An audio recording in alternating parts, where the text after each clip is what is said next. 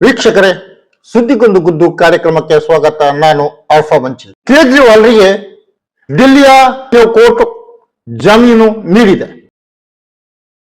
ಅವರು ಜೈಲಿನಿಂದ ಹೊರಗೆ ಬರಬಹುದು.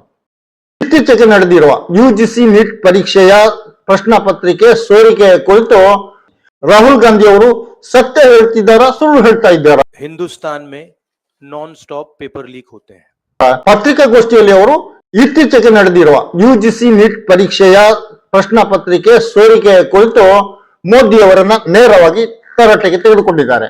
ಯುಕ್ರೇನ್ ಯುದ್ಧವನ್ನು ಮೋದಿ ಅವರಿಗೆ ನಿಲ್ಲಿಸಲು ಸಾಧ್ಯವಾಗುತ್ತದೆ ಎಂದು ಹೇಳಲಾಗುತ್ತಿದೆ. ಆದರೆ ವಿದ್ಯಾರ್ಥಿಗಳಿಗೆ ಸಂಬಂಧಿಸಿದ ಪ್ರಶ್ನೆ ಪತ್ರಿಕೆಗಳು ಲೀಕ್ ಆಗುವುದನ್ನು, ಸೋರಿಕೆ ಆಗುವುದನ್ನು ತಡೆಯಲು ಸಾಧ್ಯವಾಗುವುದಿಲ್ಲ. ಯಾಕೆ ಎಂದು ರಾಹುಲ್ ಗಾಂಧಿ ಅವರ ಪ್ರಶ್ನೆ. कि नरेंद्र मोदी जी ने यूक्रेन की लड़ाई रोक दी थी. मतलब एक ऑर्डर देके जो रूस और यूक्रेन के बीच में लड़ाई चल रही थी उसको रोक दिया था, ब्रेक लगा दी थी. इजराइल और गाजा के बीच में जो लड़ाई चल रही थी उसको भी नरेंद्र मोदी जी ने रोक दिया था. मगर किसी ना किसी कारण जो हिंदुस्तान में पेपर लीक हो रहे हैं उसको नरेंद्र मोदी रोक नहीं पा रहे हैं या रोकना नहीं चाहते हैं. ರಾಜಕೀಯವಾದಂತಹ ಈ ಪ್ರಶ್ನೆಯಲ್ಲಿ ಕೇವಲ ಬೂಟಾಟಿಕೆಯ ಮಾತುಗಳಿಲ್ಲ, ಪ್ರಾಮಾಣಿಕತೆ ಇದೆ. ಗುರುತಿಸುವ ಕಣ್ಣುಗಳಿದ್ದಾಗ ವಿದ್ಯಾರ್ಥಿಗಳ ಭವಿಷ್ಯದ ಮೇಲೆ ಚೆಲ್ಲಾಟ ಈ ಪ್ರಶ್ನಾ ಪತ್ರಿಕೆ ಸೋರಿಕೆ ಅಂದ್ರೆ ಅಧಿಕಾರದಲ್ಲಿ ಕೂತವರು ಏನು ಮಾಡಬಹುದು, ಅವರನ್ನು ಕೇಳುವವರೇ ಇಲ್ಲ ಎಂದಾದ್ರೆ ಏನಾಗುತ್ತೆ ಎನ್ನುವುದಕ್ಕೆ ಭಾರತದ ಪ್ರಚಲಿತ ವಿದ್ಯಮಾನಗಳು ದೊಡ್ಡ ಉದಾಹರಣೆಯಾಗಿದೆ. जैसे नीट के ये बीजेपी के प्रवक्ता कौन है, ये बोल रहे थे अभी 70 पेपर लीक हो गए. अभी कह रहे थे ना बचेंगे नहीं. ये 70 वाले कौन से आज तक बचे? आप हिसाब दीजिए. और किस किस पे आपने एफआईआर की, किसको सजा दी? और मैं थोड़ा सा सवाल को बढ़ाऊंगा कि अरे तहकीकाती चलती रहेगी. हिंदुस्तान में 10 साल हो गए सरकार को. 70 बार पेपर लीक हो चुका है. अब मैं इनसे पूछना चाहता हूँ कितने लोग पे एफआईआर हुई और कितने लोग अरेस्ट हुए? और ಇನ್ನೊಂದು ಕಡೆ ವಾರಣಾಸಿಯಲ್ಲಿ ಮೋದಿಜಿಯವರ ವಾಹನದ ಮೇಲೆ ಯಾರೋ ಚಪ್ಪಲಿಯನ್ನ ಎಸೆದಿದ್ದಾರೆ. ರಾಹುಲ್ ಗಾಂಧಿ ಅವರು ಹೇಳುವುದು ಚಪ್ಪಲಿ ಎಸೆತ ಮೋದಿಯವರ ಹೆದರಿಕೆ ಜನರಿಗೆ ಈಗ ಇಲ್ಲ ಎನ್ನುವುದನ್ನು ತೋರಿಸುತ್ತದೆ ಎಂದು. ಆದ್ರೆ ಕಿಡಿಗೇಡಿ ಕೃತ್ಯವನ್ನ ಯಾರು ಕೂಡ ಸಮರ್ಥಿಸಿಕೊಳ್ಳಬಾರದು. ಮೋದಿಜಿಯವರ ಆ ಭಯ ಅಥವಾ ಮೋದಿಜಿಯವರ ಮೇಲಿದ್ದಂತಹ ಭಕ್ತಿ ಜನರಲ್ಲಿ ಕಡಿಮೆ ಆಗ್ತಿದೆ ಎನ್ನುವುದನ್ನು ವಾರಣಾಸಿಯಿಂದಲೇ, ಅವರ ಸ್ವಕ್ಷೇತ್ರದಿಂದಲೇ ಅಲ್ಲಿನ ಜನತೆ ತೋರಿಸಿಕೊಟ್ಟಿದ್ದಾರೆ ಅನ್ನುವುದನ್ನ ನಾವು ಪ್ರಾಮಾಣಿಕವಾಗಿ ಒಪ್ಪಬೇಕಾಗುತ್ತೆ.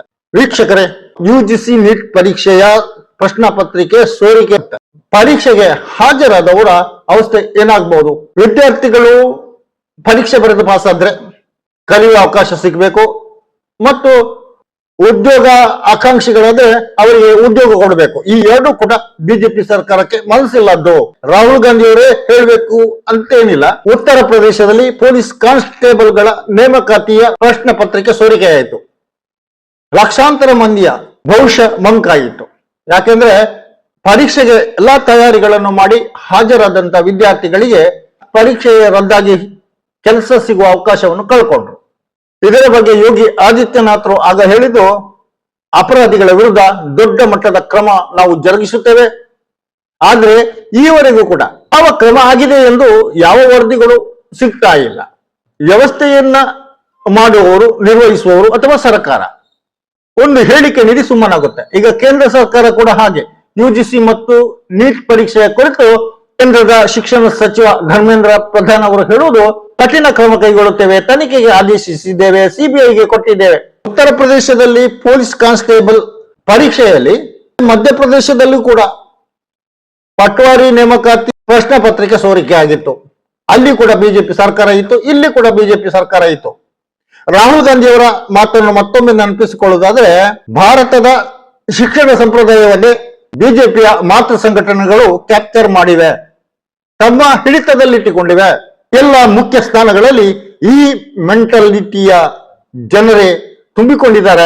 ಆದ್ದರಿಂದ ಇಂತಹ ಘಟನೆಗಳು ನಡೀತಾ ಇರುವುದು. ಎಲ್ಲಿಯವರೆಗೆ ಈ ಮೆಂಟಾಲಿಟಿಯ ಜನರನ್ನ ಆಯಾ ಕಠಿಣ ಸ್ಥಾನದಿಂದ ವೈಸ್ ಚಾನ್ಸಲರ್, ಪ್ರಿನ್ಸಿಪಾಲ್, ಶಿಕ್ಷಣ ಇಲಾಖೆಯಲ್ಲಿ ಅಧಿಕಾರಿಗಳು ಇಲ್ಲವ ಈ ವ್ಯವಸ್ಥೆ ಬದಲಾಗದಿರುವವರೆಗೆ ಪ್ರಶ್ನೆ ಪತ್ರಿಕೆ ಸೋರಿಕೆ ಆಗುವುದು ನಿಲ್ಲದು ಎಂದು ಪತ್ರಿಕಾಗೋಷ್ಠಿಯಲ್ಲಿ ರಾಹುಲ್ ಗಾಂಧಿ ಅವರು ಹೇಳಿದರು. ಹಾಗಿದ್ದರೆ ಪ್ರಾಮಾಣಿಕವಾಗಿ ನಾವು ಹೇಳುವುದಾದರೆ ರಾಹುಲ್ ಗಾಂಧಿ ಅವರು ಸತ್ಯವನ್ನೇ ಹೇಳ್ತಿದ್ದಾರೆ ಎಂದು ಹೇಳ್ಬೋದಾಗಿದೆ. ಬಿಜೆಪಿಯ ಮಾತೃ ಸಂಘಟನೆಯ ಜನರು ಕೂತದ್ದರಿಂದ ಶಿಕ್ಷಣ ವ್ಯವಸ್ಥೆ ಬುಡಮೇಲಾಗಿದೆ. ವಿದ್ಯಾರ್ಥಿಗಳಿಗೆ ಉದ್ಯೋಗಾವಕಾಶ ಕಡಿಮೆ ಆಗ್ತಾ ಇದೆ. ಯಾವ ರಾಜ್ಯದಲ್ಲೂ ಕೂಡ ಬಿಜೆಪಿ ಇರುವ ರಾಜ್ಯದಲ್ಲಿ ಹೆಚ್ಚಾಗಿ ಯುವಕರಿಗೆ ಕೆಲಸ ಸಿಗ್ತಾ ಇಲ್ಲ ಅನ್ನುವುದು ಗಂಭೀರವಾದಂತ ವಿಚಾರ. ಪ್ರಶ್ನೆ ಪತ್ರಿಕೆಗಳು ಸೋರಿಕೆ ಆದ್ರೆ ಖಂಡಿತ ನಮ್ಮ ಶಿಕ್ಷಣ ಬುನಾದಿಯನ್ನೇ, ಅಡಿಪಾಯವನ್ನೇ ನಡಗಿಸುವಂಥದ್ದು, ಕಂಪಿಸುವಂತೆ ಮಾಡುವಂಥದ್ದು. ಒಂದು ವಿಭಾಗಕ್ಕೆ ಸೇರಿದ ವಿಚಾರಧಾರೆಯವರು ಇಡೀ ಶಿಕ್ಷಣ ವ್ಯವಸ್ಥೆಯನ್ನ ತಮ್ಮ ವಶದಲ್ಲಿಟ್ಟುಕೊಂಡ್ರೆ ಏನಾಗುತ್ತದೆ ಎನ್ನುವುದಕ್ಕೆ ಆಗಾಗ ಪ್ರಶ್ನೆ ಪತ್ರಿಕೆಗಳು ಸೋರಿಕೆ ಆಗುವುದು ತೋರಿಸಿಕೊಡ್ತಾ ಇದೆ. ಈ ಸಲದ ಲೋಕಸಭಾ ಚುನಾವಣೆಯ ಫಲಿತಾಂಶ ಕೂಡ ಇಂತಹ ಒಂದು ವ್ಯವಸ್ಥೆ ನಮಗೆ ಬೇಡ ಎಂದು ಜನರು ತೀರ್ಮಾನಿಸಿದ್ದನ್ನು ತೋರಿಸಿಕೊಡ್ತಾ ಇದೆ. ಯಾಕಂದ್ರೆ 400 ಸೀಟುಗಳಲ್ಲಿ ಗೆಲ್ಲುವ ವಾದವನ್ನು ಮಂಡಿಸುತ್ತಿದ್ದ ಬಿಜೆಪಿ ಕೇವಲ 240 ಸೀಟುಗಳಿಗೆ ಸೀಮಿತವಾದ ಜನರು ಬಿಜೆಪಿಯ ಇಂತಹ ನೀತಿಗಳಿಂದ ಬೇಸತ್ತಿದ್ದಾರೆ ಎನ್ನುವುದಕ್ಕೆ ಉದಾಹರಣೆಯನ್ನಾಗಿ ನಾವು ತೆಗೆದುಕೊಳ್ಬಹುದು. ಹಾಗಿದ್ದರೆ ಈ ದೇಶದ ವ್ಯವಸ್ಥೆಯನ್ನು ಬುಡಮೇಲುಗೊಳಿಸಲು ಬಿಟ್ಟುಕೊಡಬೇಕೆ ಎಂದು ಜನರು ಯೋಚಿಸಬೇಕಾಗಿದೆ. ರಾಮ ಮಂದಿರ ಇರುವ ಅಯೋಧ್ಯೆಯ ಜನರೇ ಬಿಜೆಪಿಯನ್ನ ಸೋಲಿಸಿದ್ದಾರೆ.